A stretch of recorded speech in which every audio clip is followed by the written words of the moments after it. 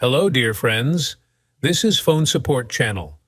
Before you start watching this video, please subscribe to the channel and give it a like. And also write your feedback in the comments if this video helped you, or if you have any questions.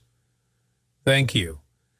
In this video, I want to show and tell you how you can Facebook hide your date of birth from your profile description.